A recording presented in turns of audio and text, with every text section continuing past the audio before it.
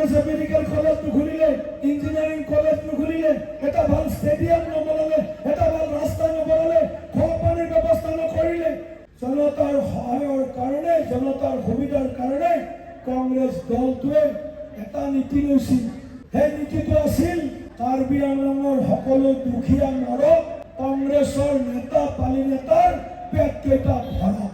তেওঁলোকৰ এটা নীতি আছিল কংগ্ৰেছৰ দুখীয়া মানুহবিলাক কৰি যাওক, আমাৰ কোনো তেওঁলোকৰ প্ৰতি সংবেদনশীলতা নাই, কিন্তু কংগ্ৰেছৰ নেতা পালি নেতা অমহী বমহী সকলো হ'ব লাগিব, সেইটো তেওঁলোকৰ নীতি আছে।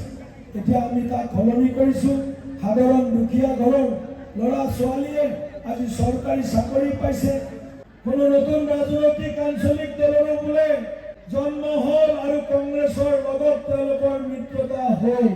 মই এই কথা স্পষ্টভাৱে ক'ব পাৰোঁ, ডিফু বা আমাৰ আমৰি হওক, ৰংখাং হওক, হাৱাঘাট হওক, বোকাজান হওক, এই পাঁচোটা সমষ্টিৰ ৰাইজে অন্য ছবি ইতিমধ্যে বাদ দিছে আৰু পদুম ফুলৰ ছবিত ভোট দিবলৈ সাজু হৈছে।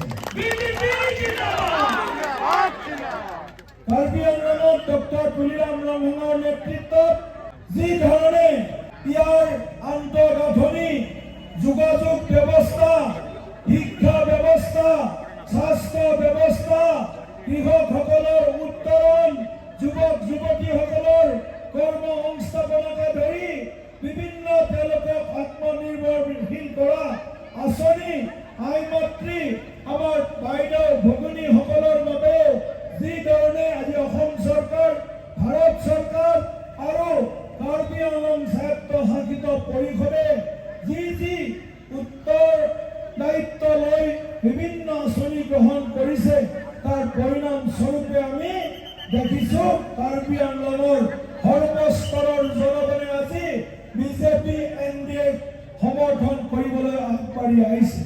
এইবাৰ কাৰ্বি আংলঙৰ পৰা অসমৰ মন্ত্ৰীসভাত মন্ত্ৰী পাব।